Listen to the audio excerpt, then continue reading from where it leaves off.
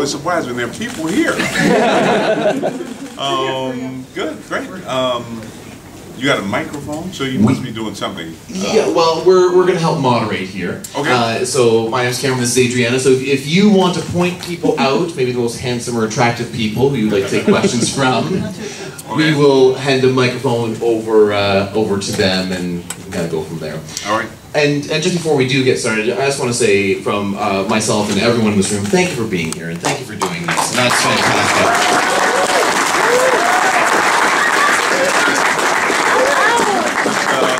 It's great being here. Do I have to hold one of these microphones? Is that how it works? You can if you would, or there's the stand over here perhaps. Whatever suits you. We can set you up. I'm in school when I'm doing this.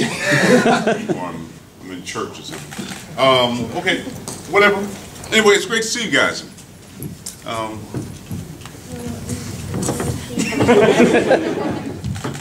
Here, okay. This is not. Is it on? Can you hear me? Yeah.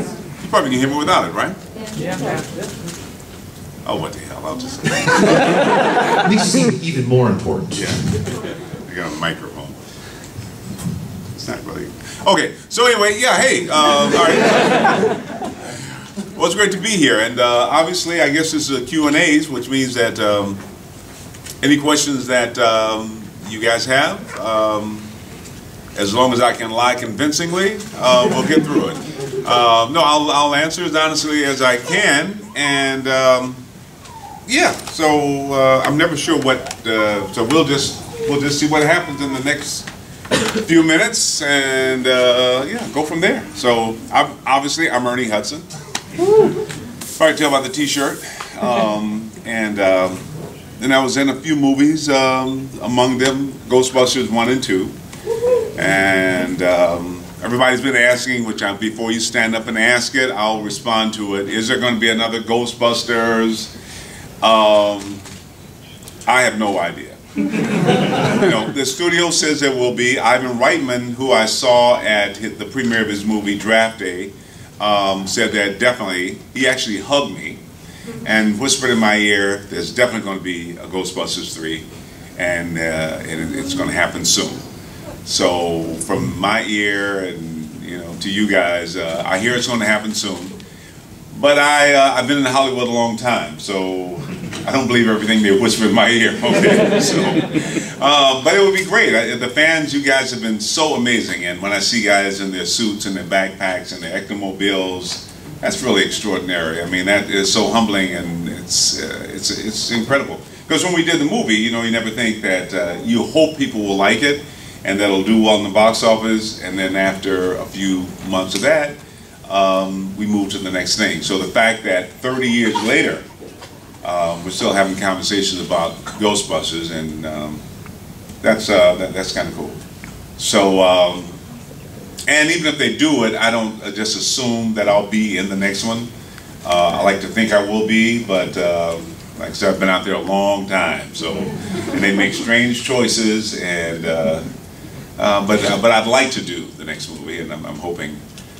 Mr. Hudson, you are not in the next movie. We got your back on that one. They will definitely hear from us. That's right.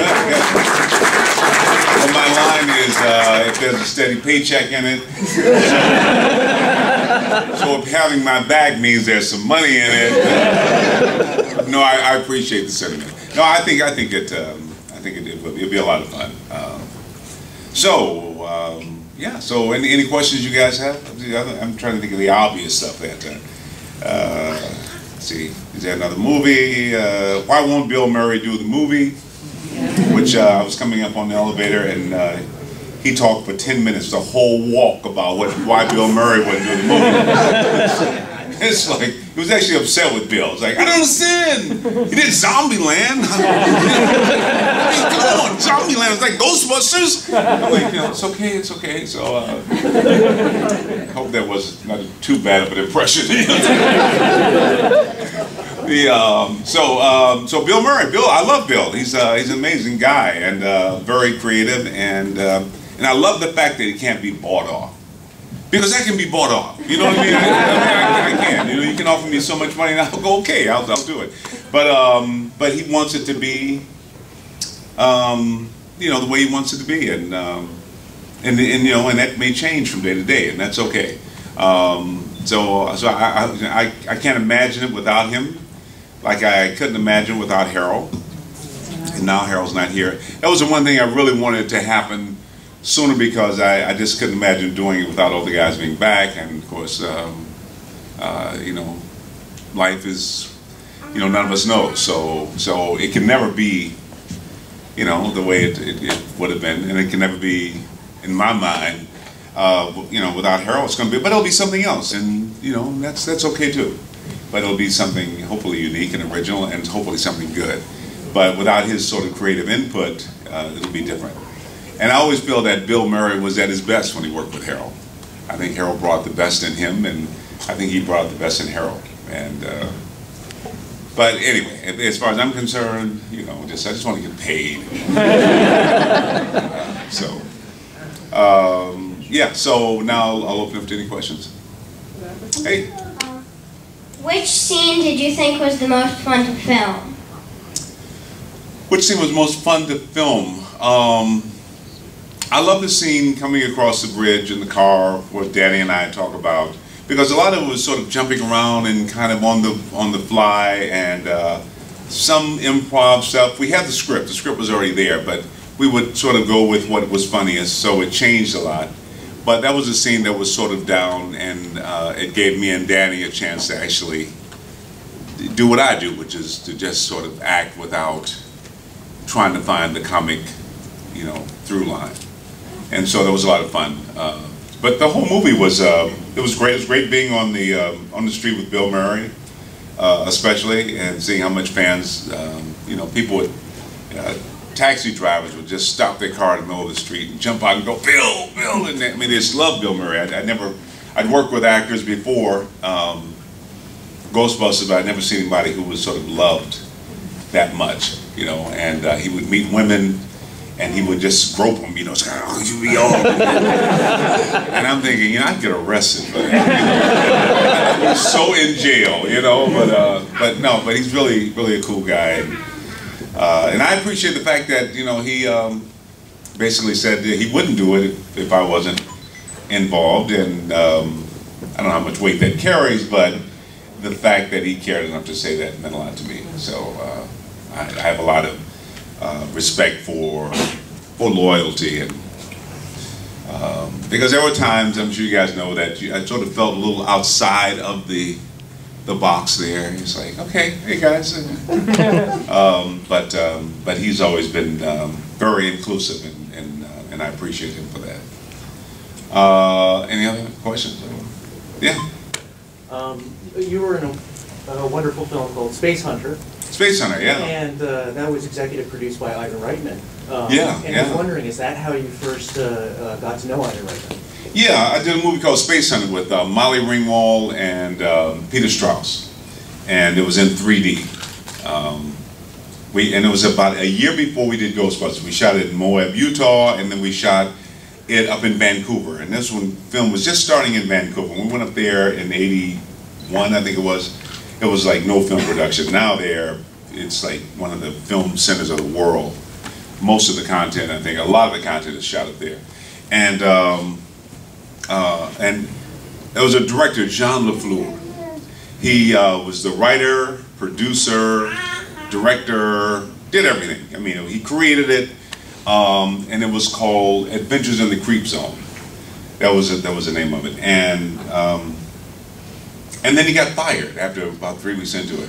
I didn't know if you were the writer, producer, director, everything, that you get fired. It was like, really? It's like, so, and then they brought in Lamont Johnson, and then Ivan Reitman was the executive producer of it, and Harold Ramis was one of the writers.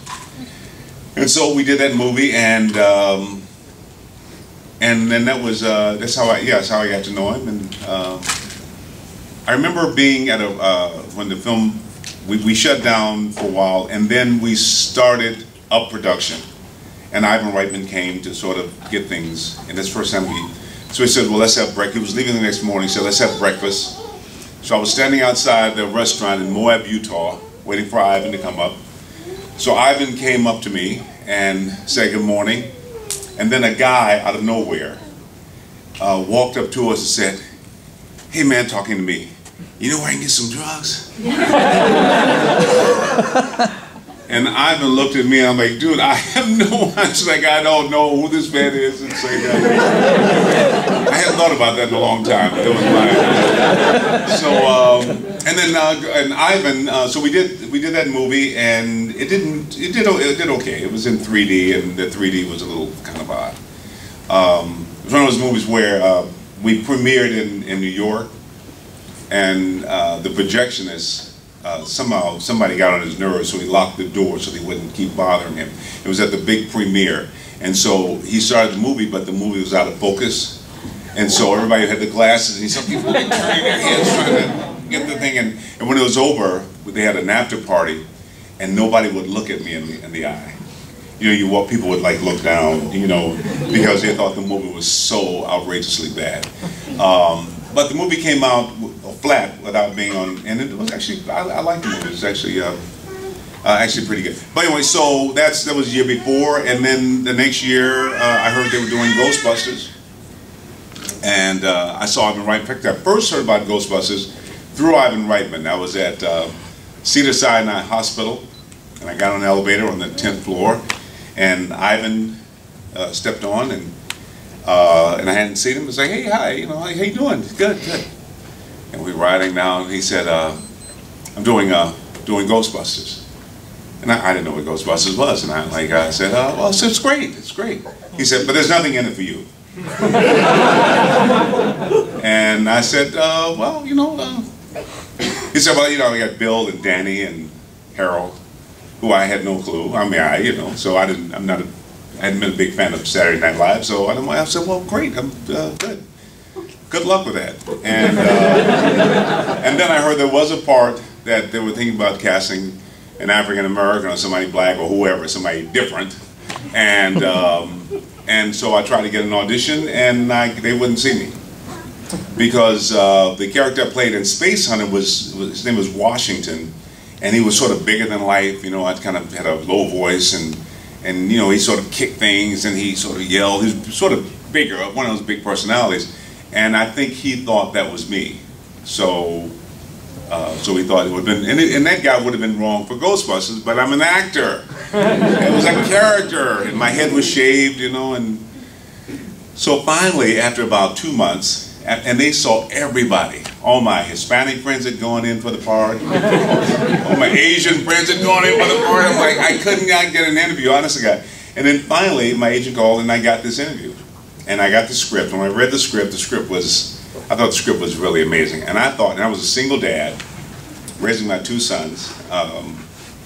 And, you know, and there were times when things were a little tight, and I needed this job. So when I got the script, I let my sons read it, and they kind of helped me prepare for the, you know, the audition. And when I went into the audition, I just nailed it. I mean, I was so good. You know, I was so good. There are times when when you just know, you know, I was good. Harold Ramis was in the room, and Ivan, and a bunch of other people. And when I finished, it was like, okay, now, so I just knew. So I went home and I told my sons, nobody's going to do this part better than me. I mean, I got this role.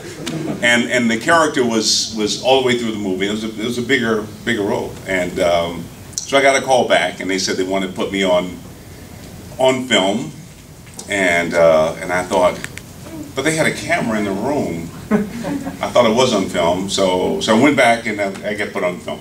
And then they called me back and they said they wanted me to come in and do a screen test. And I said, okay. So I went back in the screen test, and then they said, well, we want to see Ernie again. So now the fun is sort of, you know what I mean? It's like, okay, I mean, come on. And then after about, I don't know how many times, and then they said, we really love Ernie, and we really think we want to, but there's an actor in New York named Cleavon Derricks, and we kind of want to see him. So then I'm like, okay, forget it. And I told the boys, okay, just prepare to be hungry for a long time. And but finally, after a lot of whatever, I got the part, and yeah, and it was fine. Ghostbusters was it was a lot of fun. People say, oh, it must have been so much fun every day. Yeah, kind of, But there were other times when you just would sort of stare at somebody thinking, I could knock this guy out. You know? So, I mean, there were mostly good moments, but there were some other times. Okay, so all the fun, so I'm very, very happy. I'm happier now than maybe at the time. You know, now you have time to look back on it and you kind of go, you know what, that was a really cool period in my life, but it was a lot of growing up lessons to do. And a lot of really understanding how Hollywood works. If you go to Hollywood and you have an agent, get an agent who has a lot of power because he can go in there and he can fight for things. If you get an agent like my agent, who is just so happy to have an actor working, it's like, oh, and he really wants the people to like him. So if he's trying so hard to get them to like him, he's not fighting very hard for you. So the deal he brings to you and say, just sign here, it's really cool, they really like you. It might not be the best deal. In fact, I guarantee you it won't be. So you want to get somebody with power. But, you know, we live and learn. And yeah, so, okay. I'm going to take this in that way. It's like, oh my God, he started talking and it was so depressing. Anyway, but yeah, so any other, Jerry? Yeah, you've acted for a long time now. What's your favorite role that you've done? Well, you know, when I became an actor, I grew up in Benton Harbor, Michigan, which is not too far from here. I mean, it's on the western bottom portion of Michigan, right on Lake Michigan. And the chances, I never met an actor before, so I didn't even dream about becoming an actor. That was like something that, you know, that's something you do in Hollywood, you know, and so by the time I finally discovered acting, it was like really, really cool. I mean, I thought, okay, I just feel so blessed to be able to do what I love to do. I didn't really worry about necessarily becoming famous or getting rich or anything. I just wanted to be able to make my living doing what I love to do. And I've been able to do that for almost 50 years now. And so to answer that question, it's, for me, I just like to work. And I love when I read a script, there's an intuitive understanding. You know, some characters are kind of, you just sort of get it. You know, as actors and directors and writers, we're storytellers. We tell these stories. And it's nice if the stories have integrity. Sometimes a story, you know, you get it, and sometimes you kind of go, I don't know why I'm not feeling that, because they're written in a way to try and manipulate you to spend some money, and they're not really about telling the story. So, but when I see a character and I get a chance to tell his story in a movie, it's really exciting. So they're all kind of, Winston was sort of an odd guy, but I liked Winston. I liked that he was sort of, you know, he was sort of outside of, he was kind of, you know, he was just a guy just trying to get through it, and whatever you say, just fine, just pay me and let me, you know. The movie The Hand That Rocks the Cradle, I liked that character because that character was, I felt, the best part of me. He was mentally disabled, for those who saw it, and mentally disabled is like you're perfectly normal for a certain period and then your growth sort of stops. So you might be 45 years old, but you're a perfectly normal 7-year-old.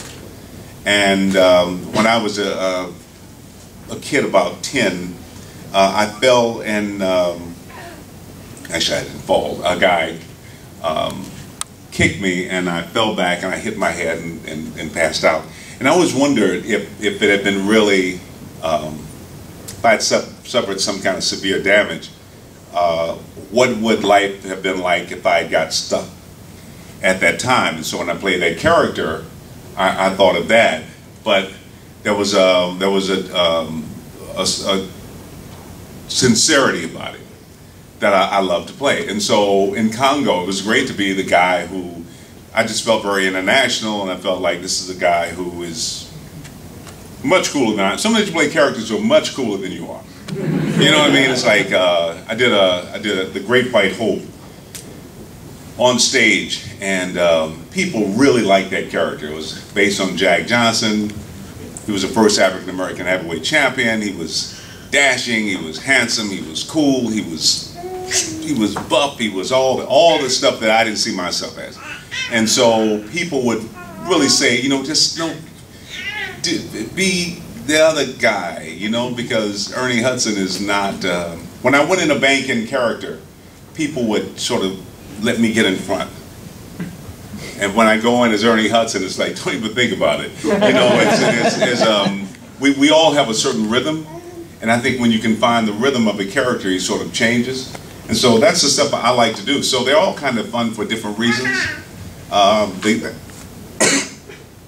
The guy in The Crow, who was sort of at you know, a strange time in his life. His marriage had fallen apart. He was, you know, not loving his job. And then this kind of weird guy, this weird incident happens, and it's important for him to get a hold to his life again. So it was interesting finding that character with Brandon. So they're all a little bit different in my mind, at least. And but I love acting. That's the part. And so it's not about. I wish probably if I had thought more about the money. And not say, I mean, I make a good living. I'm not complaining about that. But I think it's more important that you find something that you not just enjoy doing, but that you can do. I mean, you know, because every job I had before I became an actor, I always thought they were going to fire me at any minute, you know, and you kind of go, I have no idea what I'm doing, and when they find out, I'm like, I'm so out of here. But on stage, I felt like, okay, I can do this. I got this, you know. So, yeah. Any other? Hey. Do you have the Lego Ghostbusters Ecto-1 set? No, I don't have the Lego. You know, I plan to get it. You know, I have 5 amazing grandkids, and so I get to get the toys and stuff and sort of hang out with them. I'm afraid I don't know. I've never been able to make anything with Legos. You know, I got a nephew. He just snaps that stuff together, and I was like, dude, and he makes things, and it's like, it just seems so complicated to me. But anyway, so yeah. I mean, taking a trip to Legoland would be really frustrating. Yeah.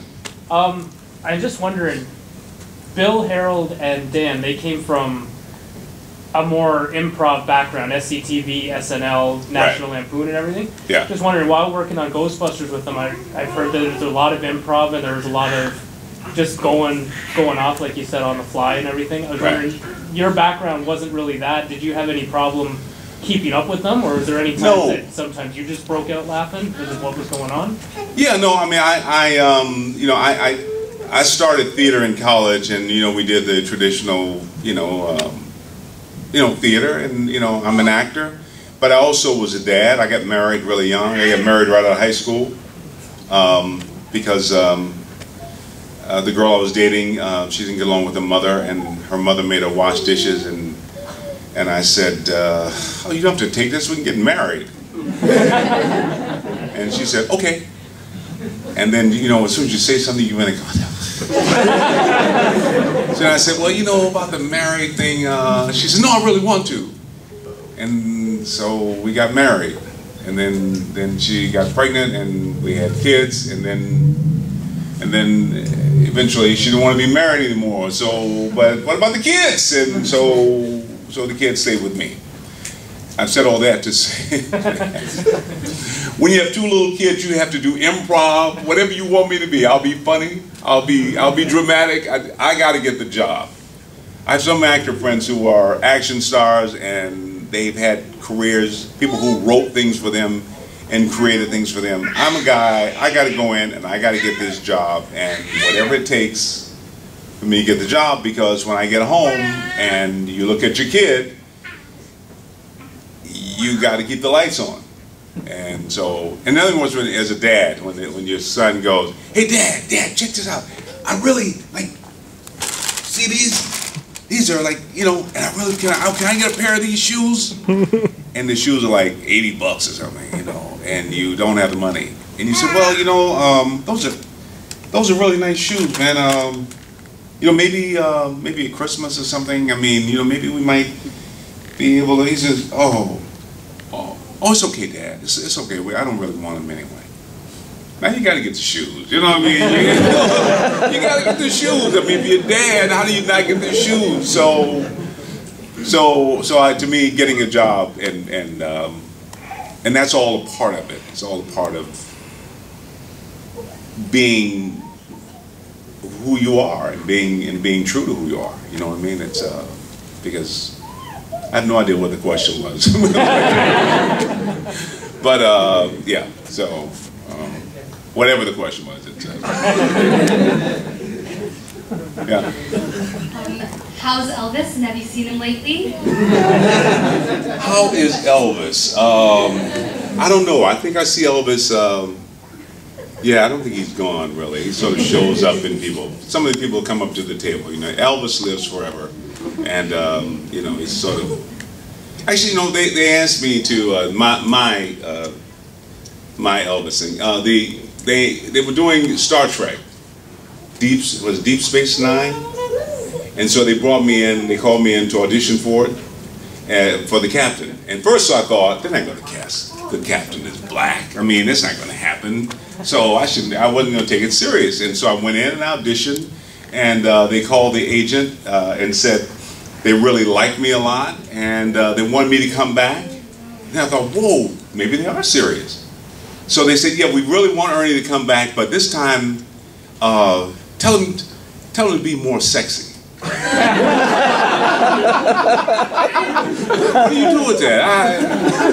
I don't know. You know, either you're sexy or you're not sexy. I mean, do you kind of? So I got ready for the audition, and so sexy to me is like, it's like Elvis Presley cool or something. So I went in to audition, and I kind of turned my collar up, you know, and I. And I started reading, and they said, "Oh, that's enough, Ernie. Ernie, thank you." And so now I didn't think that maybe, I don't know what could have gone wrong, but I'm thinking I'm not sexy enough, and so that bothered me for a long time, you know. And and then they got Avery Brooks, and I thought, well, is he sexy? So anyway, but so Elvis lives forever in our hearts. And I have a second question also. Yeah. So you know how they made the real Ghostbusters? What's your view on the real Ghostbusters, and what did you think about Arsenio Hall doing Winston? Well, you know, I love Arsenio Hall. Let me just say, I don't think he's very funny. No. I'm sure he's a nice man, but no, I really like Arsenio. And it was Ghostbusters. They were doing the cartoon right after we finished the movie. I assumed that I would be doing my character. And I think that was sort of a given. The director wanted me to come in, and because he wanted to hear me read with some other people to see if he wanted to use these other people. And while I was reading, he said, do it. He said, you know, Ernie Hudson, when he did the role, Ernie was like, what is he thinking? I mean, really, you know. So I said, dude, I'm Ernie Hudson. I did the thing, you know. So they said, okay, you're going to do the part, the cartoon, which is great, you know, I thought. And then they called, and I was doing a movie. I only had a couple days left, which is, you know, I've done animation shows, so it's not a big deal. And then when I finished the movie, I heard they had Arsenio Hall. So they never called to say. I think the director wanted Arsenio, and I never thought to really kind of think I had to fight for the role since it was my role. But anyway, so Arsenio did it, and he and I laugh about it, and it's okay. It is what it is, you know. It's like it's kind of like the poster, you know, that has the three guys on it. Like, thank God it's not Arsenio Hall, you know. But it's okay. I'm okay. I'm good. It's like I was in New York doing Oz, the series Oz, And it was during that time when they had those razors, you know, everybody's doing those razors, you kind of do the thing and you know those little two-wheel, what's the handle? Yeah, the scooters or whatever. So, and I thought it was a great way to get to work. So I would ride the razors, you know, but when there was like not a lot of traffic in the street, and I'd ride, and then I hit a bump and fell really hard. And when I got up, I found myself saying, "It's okay, I'm okay, I'm okay." And then you realize there's like nobody there. Nobody cares. So, so I had a lot of moments like that with Ghostbusters. But overall, the good far outweighed the weird, you know, and the guys are great. Yeah. Make that the last question. Good. So now, we clearly have some more questions here. How can people connect with you and ask you these questions, perhaps online? How can we get sure, yeah. So, you know, I just started Facebook. Not that I wanted to. Because I think, who cares? Really? That's me. I'm thinking, do you really want to know where I am or what I'm doing? And I had a friend, he's on my wife and his wife and their friends. They were having a long discussion of what Ian meant because he had posted that he had a large dump. And he's a writer. And they thought that he had really come up with some really creative thing. No, and so I asked Ian, what was the big dump? And he was in the bathroom. And I'm like, well, why? Because I guess people discuss your dumps or something. I don't know. So my agent says, no, you got to get on the social media because social media is so important. So I'm on social media, and I do try to do the Twitter stuff. you know, because it's kind of like texting. And so you can find me on Facebook, and I don't even know the names of it. What is it? Twitter? You're on Twitter. I'm on Twitter. I do. Ernie_Hudson, and if you tweet me, I'll tell me. I'll follow you. Whatever they do on. And I post photos of me in weird places. You know, I'm on the helicopter over Niagara Falls. You know, and then they retweet it, and it's like so anyway. I don't even put it down, but it still seems weird to me. And Lincoln and Pencrest, is it or something? Whatever, you know. So I'm there. I have a presence, you know. And so I just started public speaking a lot more. I used to do a lot of it. So if you need a keynote speaker at your next event, you know, I'll come and depress your. So that's kind of fun. It's a little bit different because actually, you know, I'm public speaking more because, in all honesty, as much as I love acting and I love acting, it's getting to a point where you just go, really. Really? Okay, so Dean Cain called me to be in, he was doing a movie called My Ex-Christmas. And it was great, and I had such a great time, and I loved working with him. I had fun doing that. But when you're doing stuff like Heroes, and they call you up and say, Ernie, we love you, we're big fans of yours. We want you to be on the show, and you're going to be on, we're going to do multiple episodes, and you think, oh my God, they love my work. So, Heroes. What power am I going to have? Am I going to be able to walk through walls? Am I going to read minds? It's going to be something really. No, Ernie, you're the detective. You're going to be on a couple of shows and we're going to kill you. That's what you do. You know, Desperate Housewives, like, oh, Desperate Housewives, okay, all right, wow. They love my work, they're with me on Desperate Housewives. It's going to be several episodes, so which housewife am I going to sleep with? You know, which one? No, Ernie, you're the detective. So now it's like, you know what? Unless I really want to do it, I don't, you know, I'd much rather do a convention and hang out with people and laugh a lot and kiss some babies. You know what I mean? I get to hug people and stuff. You know, and it's fun, you know what I mean? And I love acting, but I just don't want to be there, kind of, you know? Like, well, we have Ernie Hudson in the movie, but I'm not in the movie. I'm not doing anything. It's like, so it's kind of a weird time in my life. It's sort of, I'm not going to stop acting, but I do think I used to say, yeah, whatever. You doing the movie? Let's do it. I gotta do it. So maybe it's time to just sort of rethink some things. Anyway, did I get the last question? I'm not sure. You did. Sure. Yes, we are good. I did? Okay, good. Good. Oh, baby, I love babies. I think she has a question for you too. That's right. And so, Ernie, you're heading down to Ecto 1 around 4 o'clock, I believe. Yeah, I think You'll I'll be float at Ecto 1, which is an amazing car. You see that car? It's right. It actually looks like it might run. The one we had in the movie, that thing would break down so many times.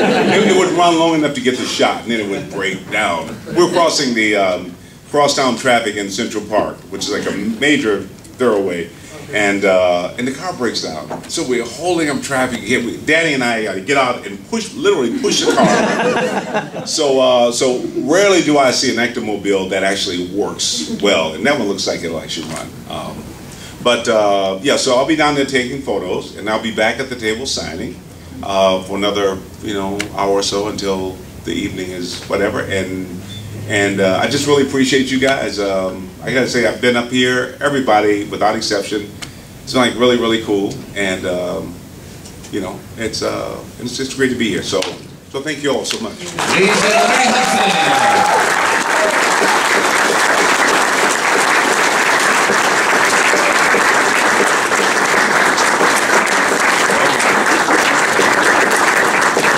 All right, you guys, have fun.